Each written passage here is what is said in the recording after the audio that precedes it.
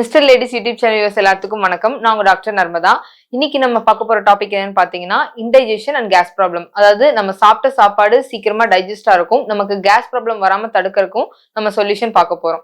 So இந்த பிரச்சனை பாத்தீங்க அப்படின்னா இந்த இன்டைஜஷன் ப்ராப்ளமா இருக்கட்டும் இல்ல கேஸ் ப்ராப்ளமா இருக்கட்டும் யாருக்கு அதிகமா வரும் அப்படின்னு பாத்தீங்கன்னா, சப்போஸ் உங்களுக்கு தூக்கமின்மை பிரச்சனை இருக்கு அப்படின்னா அவங்களுக்கு வர்றதுக்கு அதிகமா வாய்ப்புகள் இருக்கு. அதுக்கப்புறம் ராங் ஃபுட் ஹேபிட், தப்பான உணவுகளை தப்பான டைம்ல அதிகமா எடுத்துக்கிறது. சப்போஸ் இப்போ ஓவர் நைட், இப்போ லேட் நைட்ல வந்து நிறைய பிரியாணி இல்லைன்னா ஜங்க் ஃபுட்ஸ் அந்த மாதிரி நிறைய சாப்பிடுறது, இல்ல அன்டைம்ல சாப்பிடுறது, இல்ல அடிக்கடி எப்ப பார்த்தாலும் தோன்றப்பெல்லாம் எடுத்து ஏதாவது ஒண்ணு சாப்பிட்டுட்டே இருக்கிறது, ஓவர் ஈட்டிங். ஸோ இந்த மாதிரியான ஹேபிட்ஸ் இருக்கவங்களுக்கு எல்லாம் இந்த கேஸ் ப்ராப்ளம் வந்து அதிகமாவே வரும். அப்புறம் பிசிக்கல் ஆக்டிவிட்டி சுத்தமாவே இல்லாம சாப்பிடுறது மட்டும் ஒரு ஒர்க்கா வச்சுட்டு இருக்கவங்களுக்கும் இந்த பிரச்சனைகள் அதிகமா வரும். சோ அப்போ இந்த கேஸ் ப்ராப்ளமா இருக்கட்டும் இன்டைஜஷனா இருக்கட்டும் உங்களுக்கு பிரச்சனை வந்துருச்சு அப்படின்னா அதை நம்ம எப்படி கரெக்ட் பண்ணணும்னு மெயினா பாத்தீங்க அப்படின்னா நம்மளோட ஃபுட் வந்து ரொம்ப முக்கியமான விஷயமா இருக்கு. சோ இந்த உணவுல வந்து உங்களோட நீங்க சாப்பிட போகும்போது முதல்ல நம்ம எப்படி சாப்பிடுறோங்கிறதே ரொம்ப முக்கியமான விஷயம்.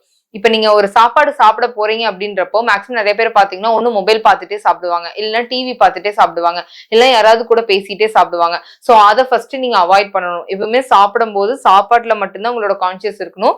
நீங்க சாப்பிடுற உணவை நல்லா ரசிச்சு மென்னு உணவு அதுல கான்சியஸா கான்சென்ட்ரேட் பண்ணி சாப்பிடுங்க. அந்த மாதிரி சாப்பிட்டீங்கனாலே உங்களுக்கு பல பிரச்சனைகள் உங்க வயிற்றுல வராம நீங்க தடுக்கலாம்.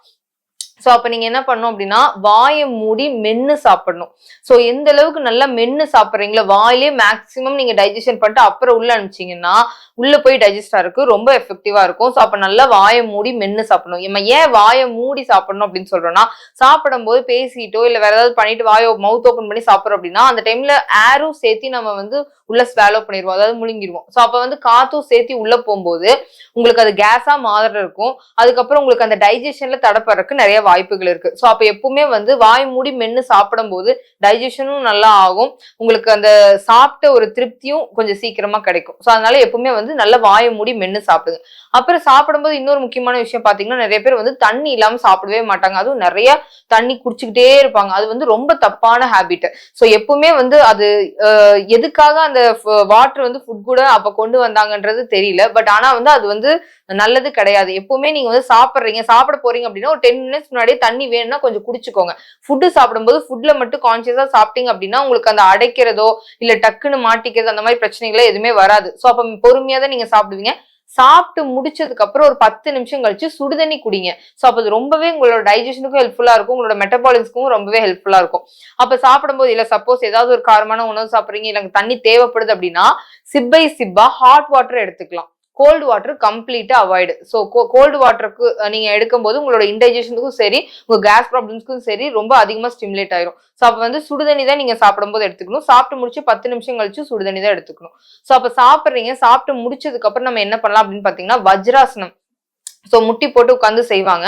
சோ அந்த வஜ்ராசனத்துல வந்து ஒரு 10 மினிட்ஸ் உட்கார்றீங்க அப்படின்றப்போ உங்களுக்கு அந்த டைஜஷன் கொஞ்சம் சீக்கிரமாகும், அந்த கேஸ் எல்லாம் எதுவுமே இருக்காது, தேவையில்லாத கேஸ் எல்லாம் வெளியேறதுக்கும் ரொம்ப எஃபெக்டிவா இருக்கு. சோ அப்ப அந்த வஜ்ராசனாவும் நீங்க ஃபாலோ பண்ணலாம். அதுக்கப்புறம் பாத்தீங்கன்னா ரெகுலரா வந்து நான் பிசிக்கல் ஆக்டிவிட்டி அப்படிங்கிறது ரொம்ப முக்கியமான விஷயம். நம்ம காலையில சாப்பிடுறோம், மதியம் சாப்பிடுறோம், நைட் சாப்பிடுறோம், நடுவுல ஸ்நாக்ஸ் சாப்பிடுறோம், எல்லாமே பண்றோம். சோ அப்ப அது வந்து அதுக்கான கேலரிஸ் நம்ம கரைச்சா மட்டும்தான் நம்ம பாடி வந்து நல்லா ஒரு ஆக்டிவ் ஸ்டேட்ல இருக்கும். இல்ல அப்படின்னா வந்து அதை டைஜஸ்ட் பண்றதுக்கே அது நிறைய எனர்ஜி போடுற மாதிரி இருக்கும். சோ அப்ப வந்து நம்ம அதனாலேயே நம்ம ரொம்ப டயர்டும் ஆகும், அதனாலேயே இந்த கேஸ் ப்ராப்ளமா இருக்கட்டும் இன்டைஜஷன் ப்ராப்ளம் வரும். சோ அப்ப என்ன பண்ணணும் அப்படின்னா டெய்லி கம்பல்சரி ஒரு ½ அன் ஹவர் இல்லைன்னா 1 ஹவர் வாக்கிங் போகணும், அப்படி இல்லைன்னா 1 ஹவர் எக்ஸசைஸ் பண்ணணும். இது ரெகுலரா வச்சுக்கோங்க. இது ரெகுலரா பண்ணீங்கனாலே உங்களுக்கு இந்த கேஸ் ப்ராப்ளம் சரி இன்டைஜஷன் ப்ராப்ளம் சரி சீக்கிரமா அதுல இருந்து வெளியில வந்துருவீங்க.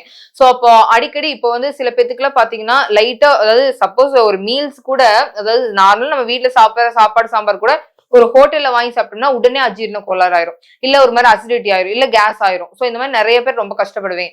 சோ அவங்க எல்லாம் என்ன பண்ணலாம் அப்படின்னு பாத்தீங்கன்னா சாப்பிடுறீங்க, நீங்க சாப்பிட்டு முடிச்ச உடனே வந்து ஒரு ½ கிளாஸ் வார்ம் வாட்டர் எடுத்துக்கோங்க. அதுல வந்து ஒரு ½ டீஸ்பூன் வந்து பெருங்காயத்தை போட்டுக்கோங்க, ஒரு ½ டீஸ்பூன் வந்து ஜீரக பவுடர் போட்டுக்கோங்க, ஒரு 1/4 டீஸ்பூன் வந்து பெப்பர் பொடி போட்டுக்கோங்க. சோ இந்து உப்பு கொஞ்சம் ஆட் பண்ணிட்டு இதெல்லாம் சேர்த்து குடிச்சிருங்க. சோ இந்த மாதிரி வந்து எப்பவுமே சாப்பிட்டு முடிச்சதுக்கு அப்புறம் இதை ஃபாலோ பண்ணி பாருங்க. உங்களுக்கு வந்து அந்த கேஸ் ப்ராப்ளமா இருக்கட்டும் இன்டைஜஷனா இருக்கட்டும் ரெண்டுக்குமே ரொம்ப எஃபெக்டிவா இருக்கும். அதுக்கப்புறம் ஒரு பிரேக்ஃபாஸ்ட் எடுத்துட்டு லஞ்சுக்கு முன்னாடி நடுவுல மிட் டைம்ல நல்ல வெண்ணெய் எடுத்த மோர் பட்டர் மில்க்ல வந்து சேம் அதே மாதிரி பெருங்காயம் கொஞ்சம் இந்து உப்பு, அதுக்கப்புறம் கொஞ்சம் இஞ்சி லைட்டா தட்டி போட்டுக்கணும். அதுக்கப்புறம் கருவேப்பிலை கொத்தமல்லி போட்டு வெந்தய பவுடர் ஜீரக பவுடர் ஆட் பண்ணிக்கணும். சோ அந்த மாதிரியும் வந்து ரெகுலரா குடிச்சிட்டு வரலாம். சோ இந்த மாதிரி பண்ணும்போது வந்து உங்களுக்கு இன்டைஜஷன் ப்ராப்ளம், அது மட்டும் இல்லாம சில பேத்துக்கு வந்து பசியே எடுக்காது. சோ அந்த மாதிரி இருக்கிறவங்களுக்கும் அது சரியாகும். இப்போ இந்த பிரச்சனை இருக்கவங்கள பாத்தீங்கன்னா பசி எடுக்காம நீங்க சாப்பிடவே கூடாது. பசி எடுக்காம சாப்பிடுறீங்க அப்படின்றப்போ, சுத்தமாவே பசி இல்ல அப்படின்றப்போ இந்த மாதிரி ஜூசஸ் இல்ல ஹெர்பல் டீ அந்த மாதிரி ட்ரை பண்ணீங்கன்னா கொஞ்சம் பசி எடுக்க ஆரம்பிக்கும். பசி எடுக்காம சாப்பிட்டுட்டே இருந்தீங்கனாலும் கேஸ் ப்ராப்ளம் ரொம்ப அதிகமாகும். அது வேற ஏதாவது பிரச்சனைகள் வரக்கும் வாய்ப்புகள் இருக்கு. சோ அதனால அந்த பசி எடுக்காம சாப்பிடுறத கொஞ்சம் அவாய்ட் பண்ணிக்கோங்க. அதே மாதிரி நைட் எப்பவுமே வந்து தூங்க போறதுக்கு ஒரு 2 ஹவர்ஸ் முன்னாடியே நீங்க சாப்பிட்டு முடிச்சிடணும். நல்லா ஹெவியா சாப்பிட்டுட்டு போய் படுத்தீங்கனாலும் இந்த அஜீரண கோளாறு மட்டும் இல்லாம உங்களுக்கு அந்த கேஸ் ப்ராப்ளம், அசிடிட்டி இது எல்லாமே சேர்ந்து வரும். அப்ப நைட் ஸ்லீப் டிஸ்டர்ப் பண்ணிடும். சோ அதனால எப்பவுமே வந்து நீங்க சாப்பிட்டு முடிச்சிட்டீங்க நைட் ஃபுட் அப்படின்றப்போ ஒரு 10-15 நிமிஷம் வாக் பண்ணிட்டு அதுக்கப்புறம் ஒரு 1/2 hour கழிச்சு படுக்க போங்க. சோ அந்த மாதிரி ரெகுலரா பண்ணிட்டு இருந்தீங்க அப்படின்னா அந்த அதுலயுமே நீங்க அந்த பிரச்சனைல இருந்து வெளில வரலாம். அப்ப தூங்க போறதுக்கு முன்னாடி வந்து ஒரு வெந்தயத்துல வந்து ஒரு கஷாயம் மாதிரி எடுத்துக்கலாம்.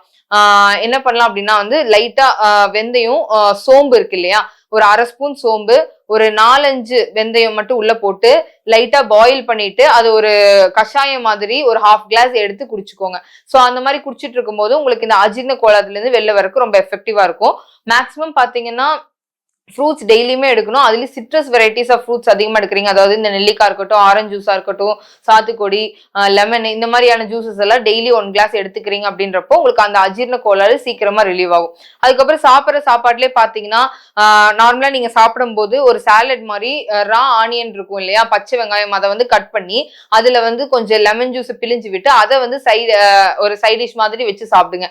அதுமே வந்து உங்களுக்கு அந்த அஜீரண கோளாறுல இருந்து வெளில வரக்கும், கேஸ் ப்ராப்ளத்துல இருந்து ரிலீவ் ஆகும் ரொம்ப எஃபெக்டிவா இருக்கு. இதையெல்லாம் தாண்டி உங்களுக்கு எப்பவுமே இந்த இன்டைஜஷன் ப்ராப்ளம் வரக்கூடாது, அது முழுசா சரியாகணும், இந்த கேஸ் ப்ராப்ளத்துல இருந்து வெளியில வரணும் அப்படின்னு நினைக்கிறவங்க, அதோட உங்களோட பாடி எப்பவுமே ஹெல்த்தியா வச்சுக்கணும்னு நினைக்கிறவங்க வீக்லி ஒன்ஸ் வந்து சிட்ரஸ் ஃப்ரூட்ல ஃபாஸ்டிங் இருக்கணும். அது வந்து ஜூஸ்ல அது எதுல பாத்தீங்கன்னா ஒன்னு ஆரஞ்சு ஜூஸ் அப்படி இல்ல லெமன் ஜூஸ்.